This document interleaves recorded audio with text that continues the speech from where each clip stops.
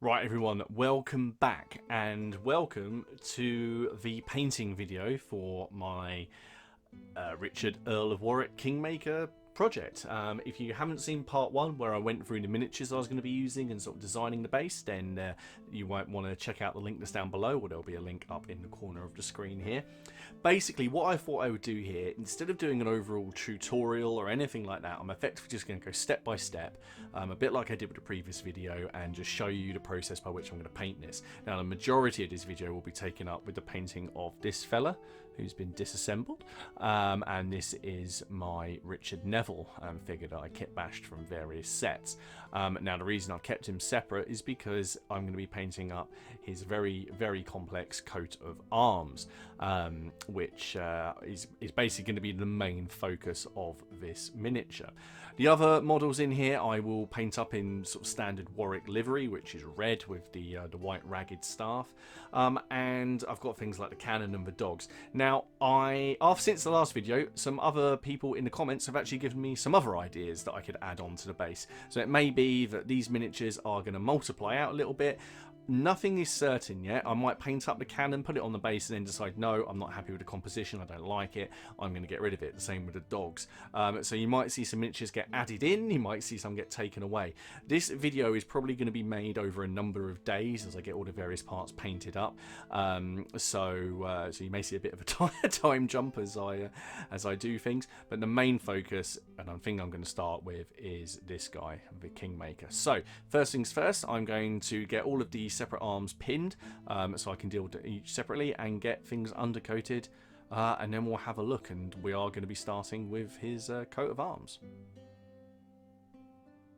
Okay, so there we go. He's all undercoated and ready to go. I've not done anything sort of tricky here with a zenithal highlight or anything like that. This is just a pure white base coat, and what I'm going to do is I'm going to work on the surcoat first, and then I'll add shading as I go. So I'm not going to use any sort of tricks here. I just want to get nice bold colours on there, and then I'll darken it where I need to.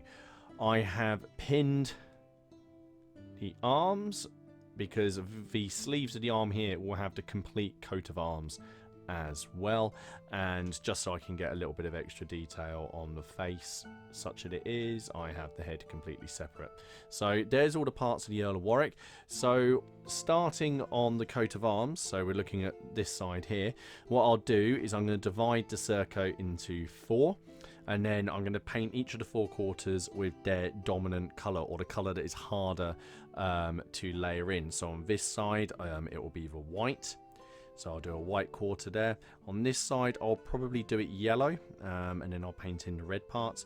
This side will be yellow as well until I do these bits, and this side will be white. So I will come back to you. I should think the next part of the process, what I'm going to do is I'll come back to you once I've basically got these 8 rectangles starting here all coloured in with all of their basic work done, because otherwise if I come back every stage, if it's it's going to take, well, you can see how many there are here, it's going to take a very long time, and this will be a very long video. So I'm going to get going, and I'll be back to you in a little while. Okay everybody, so I have completed the blocking in of the main background colours of the surcoat, and I figured it was time to stop and give an update, because this is where it could all go wrong. Now I'm pretty pleased with what I've done so far. So as you can see, based on his sort of coat of arms back here, I've taken, as I said, the sort of initial colours, worked out which is going to be my background and dominant colour, and then blocked that in, and I've gone all the way through. So I've done a base coat, a wash, and a highlight. So if we look at the red here, that's been done with just is it gory red, what is it, corn red. It's been a while since I've used that, so I've used corn red. Then it's had a very light wash with Blood Angels Red, the contrast paint, and now I've used Evil Sun Scarlet to highlight that. The blue, likewise, I've done the same thing, used a base, used the contrast paint to just, dull it down a little bit, and then lightened it up with a highlight. Same on the yellow, and I've basically just divided it out, and I've done the same on the back as well. Annoyingly, you've just got this one bit of fold of cloth that's coming over, so I will need to pick an undercover colour for that. On the sides here, I've just done it red for the time being, just so it didn't I didn't end up painting over anything. So that's where we are at the minute. It looks a bit weird at the minute. It looks really bright compared to how it will end up, and also I haven't done any of his armour. Now what was tricky is that I have had to do the same on the sleeves. There we go. So I've blocked those in. And all of these different fields are going to have different symbols in. So that's why I wanted to do this now before I potentially ruin it all. And there's the other one. So there we go. So what I'm going to do now, I'm going to basically try and start blocking in some of these shapes. So the diamonds here, those should be fairly straightforward to do. The line across here, the sort of the knot, those are fairly easy. The hardest one on here isn't going to be the eagle or the hawk. That's going to be fairly straightforward because I can just achieve that with lines. It's the checkered white, blue and yellow pattern that I'm sort of dreading, but we shall see how we go. So I'm going to crack on while I'm still in the flow, and I will check back with you shortly. Hi everyone, so I'm calling it a night here. I've basically completed all of the basics now on the coat of arms and a little bit more, so all I've got left to do is a few highlights, but I'm tired and my eyes are going a little bit funny. So that is where we are currently at. So I've completed 1, 2, 3, 4, 5, 6 areas. I've still got 2 to finish off, and I'm really pleased with how it's coming together. So there it is on the back. See, it can be quite hard painting these because obviously there are folds, so you can't just paint straight lines. What I tend to do is I pick a corner, then I do a dot in the center, draw a line to that center dot, and then work out where the next corner is, and then draw a line to that. So sometimes it's slightly wavy or sort of a bit of an S bend, but that is my way of trying to pick out the curves. So there we go. So what I've got left to do on the Neville cross down here, I need to run a highlight over the white, and then I just need to add some more embellishments at the top. This one's done, this one's done. Possibly add a little bit more highlights to the sort of diamonds there. The hawk over here just needs its claws on, or talons rather. That's done, that's done, that's done. And then the same on the front, but of course I have done this on the shoulder, as on the shoulder pads, but on the sleeves. I'll try and zoom in a little bit on the video. So there we go. So again, it doesn't have to be exactly right, it just has to give the impression of what it's supposed to be, because there's no way you're going to paint a diamond, well I'm not anyway, this small. As long as it looks right, along the right idea, then I think we're onto a winner. So just to give you an idea of what we're looking at, so we've got that level of detail. Of course it looks a bit strange at the minute because it's all quite bright because of the armor being white, but what I will be doing is running a couple of thin down washes over this. Nothing too drastic, so we don't want to muddy up all those nice colours, but just to get into some of the sort of shadow areas, and then if there is anything that needs picking out, we can. Anyway, that's all I'm going to do for the moment. I'll be back shortly. Well, I say shortly. I'm going to go find a drink, and I'll be hitting this again tomorrow, and hopefully I'll get Warwick finished off. So yeah, back in a bit. Okay, everybody, I'm back. I've slept, and I've now finished off the coat of arms. But before I show it to you, I just wanted to show you my palette. That is solely been used on doing this coat of arms, that's just astounded me a little bit. I went to go and clean it, and I looked at it going like, there's more colours on this coat of arms than I use on like entire models. Basically where I want to be with it, I feel like if I do anything more that I run the risk of ruining it, and part of the thing I've learned about with these coat of arms and when I've been painting them across all of these different models is kind of quit while you're ahead, especially if you're at a stage where you think, you know, 3 foot away that's going to look, you know, pretty spot on. So what I'll do, I'm just going to hit the coat of arms up here on the right so you can see it again, and that is basically where I'm at with it. So I'm really pleased with how that's come out. The hardest part to do was the blue and yellow checkered, which I thought would be the hardest. The yellow is actually dots. But everything else kind of came together quite well. Obviously the folds make things a bit interesting, and what I've done is I've run a very thinned down wash of the strong tone from Army Painter just into those folds, just to create a bit of contrast. And then on the back, where it's actually flowing out, you can see it just a little bit clearer, because you haven't got the same sort of folds going on. And yeah, I'm really pleased. So this will get a little bit more. I decided to paint the inside of it red. So there is the tabard, the surcoat for the Earl of Warwick. Of course, I have done the arms. There's the arm.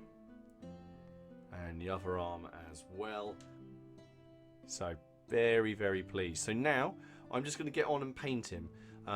All I've got to do is do the armor and all of the belt work, and then I'll probably be putting some gold trim on his armor. He is the Earl of Warwick after all. One of the main things to do is to do his helmet and that small bit of his face that we can see. So right, I'm going to crack on with him, and then when I'm come back, that should be the Earl of Warwick done. Okay, so the Earl of Warwick is done now, and I thought I'd do a quick sort of unveil, if you like, before you get too far through the video. The armour has been done with air colour aluminium. I used to use chrome, but I couldn't find it, so I used aluminium.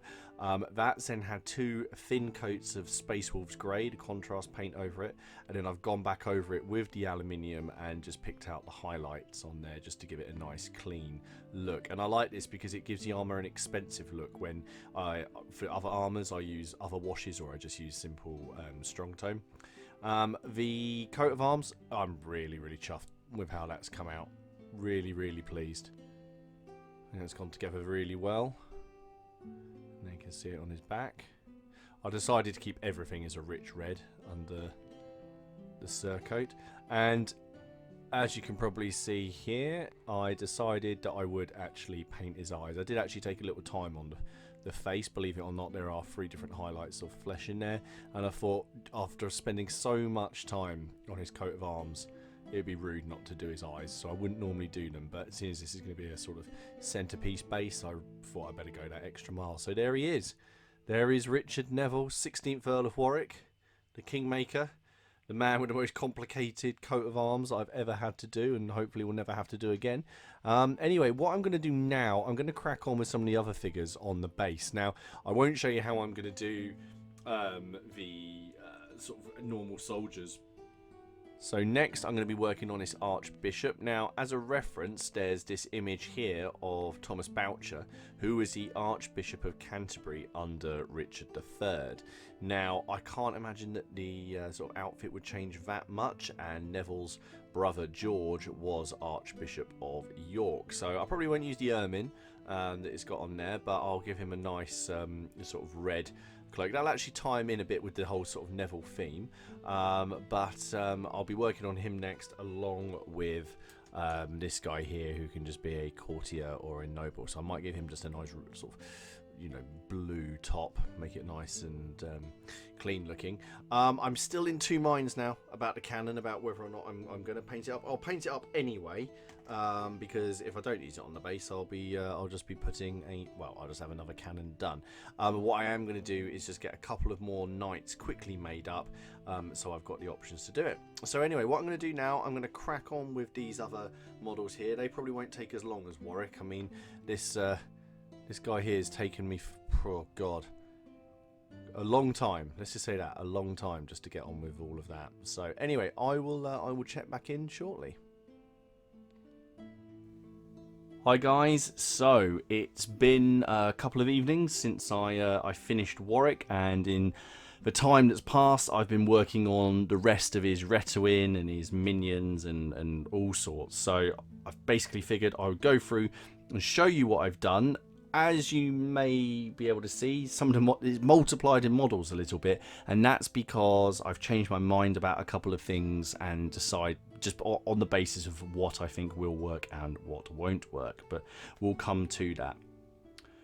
So you've already seen Warwick. The only thing I've done to him now is add another thin matte varnish across him just to keep him protected, because as we're going to be basing, I'm going to be sort of handling these quite a lot, and I don't want to rub off any of that livery. I definitely do not want to be doing that again. So he's done, and over there.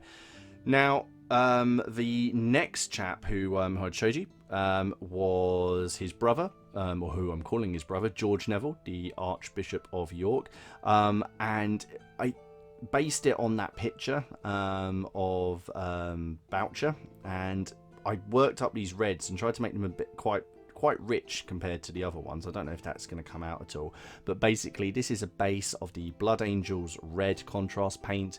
I then highlight that with Evil Sun Scarlet, which is from GW, and then Lava Orange from Army Painter, just on the extreme highlights, and then give everything a slight dry brush just to sort of blend it all together. And I think it's come out well. There's only so much you can do with this, as there's really only 3 colours on here, which is the white, the red, and the blue. But I think he's gonna work well in the base. Next up is the attendant for the Archbishop, and I wanted to do something completely different, but well, basically by chucking the yellow on, but keep that blue in there, just so there's a sort of a bit of a mix of composition there. But he'll be standing there behind him, and I think that will just add, you know, quite a nice piece of visual interest to the base. And so you won't have someone who's all armoured and liveried up. You've just got someone who's kind of looks a little bit out of place. Once they were done, the next trick was to work on his retainers. So this is the first retainer that I've done, and this is carrying his personal coat of arms. Now, to do the armour on this was a base of Lead Belcher, the GW paint.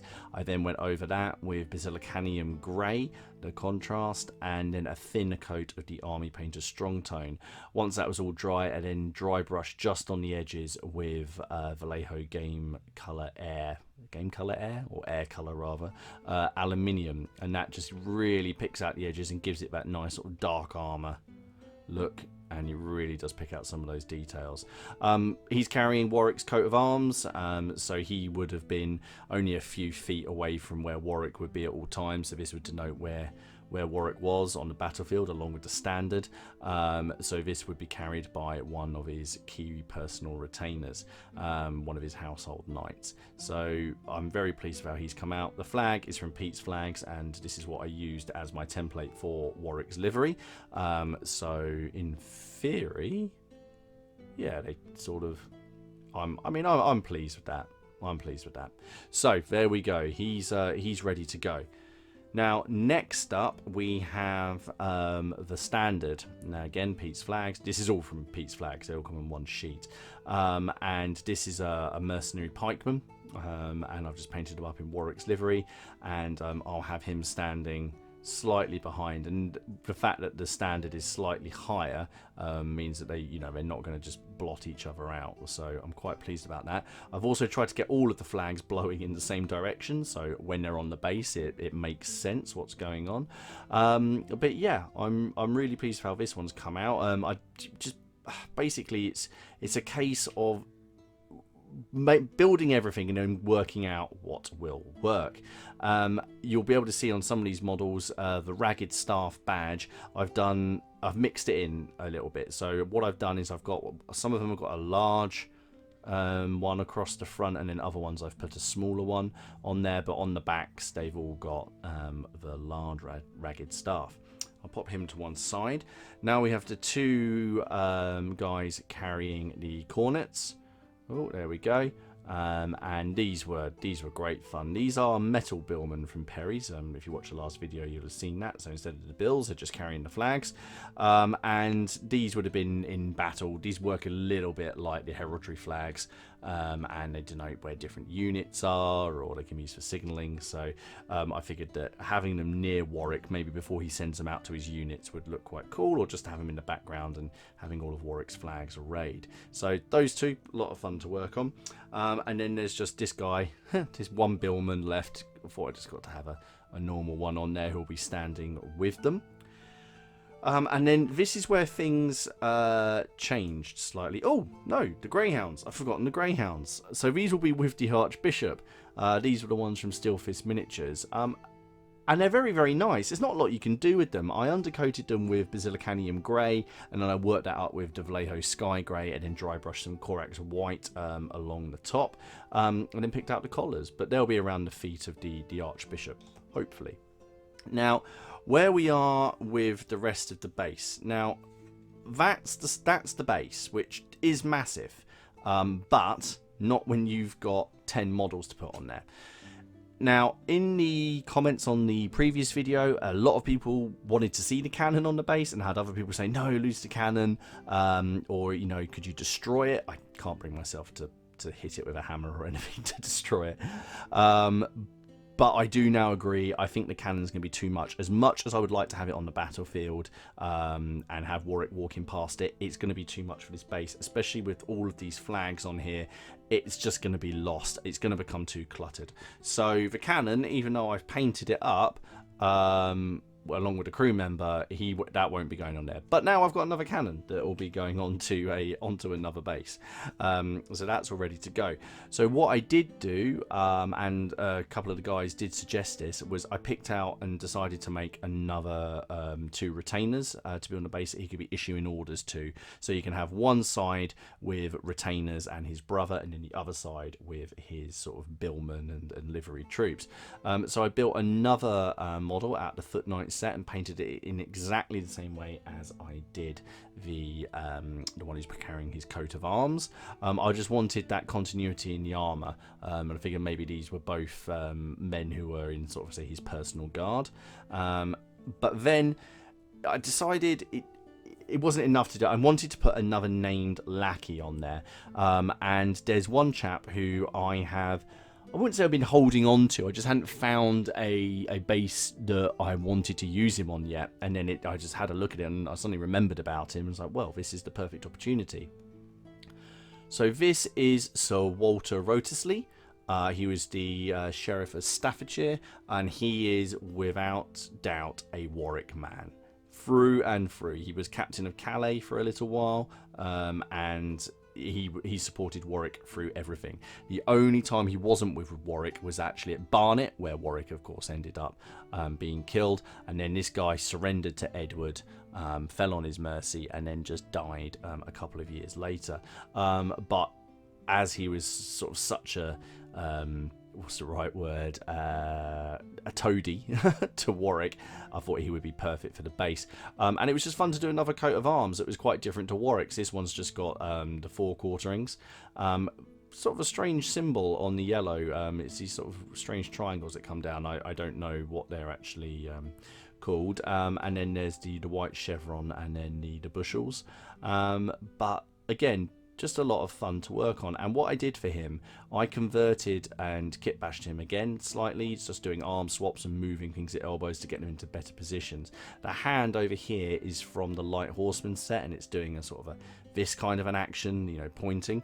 And I thought that would be quite fun, because if we put Warwick next to him, he can actually, they'll be conversing. They'll be maybe Wriothesley is pointing out where the enemy are, and Warwick is then pointing for his men, or he could be turning and actually sort of speaking to the men. This is all to come. So anyway, that's what I've decided to go with. So that gives us 1, 2, 3, 4. You're not in there. 5, 6, 7, 8, 9, 10 models and 2 dogs on that base. I haven't decided how the base is going to go yet, and that's obviously going to form the part of the next video. So guys, thank you so much for watching this. Very different. I know it's not a painting tutorial. It's more of a project vlog, and step by step this is what I'm doing. But I figured it'd be more fun just to do it as I go along, as I make those decisions to include or exclude things, and you can see the thought process, or lack maybe, or thought process behind that.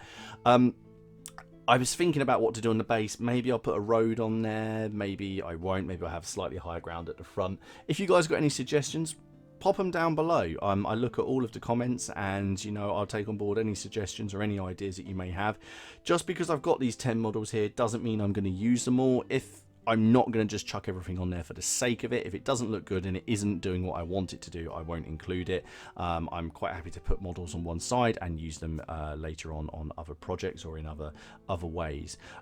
Anyway, I hope you guys like this. If you enjoyed it, then give the video a like, and I will update again as soon as I get onto the basing. So probably in a couple of weeks we'll have this all finished. Anyway, I hope you're all keeping well. Stay safe, and I will see you again in the next one. Cheers.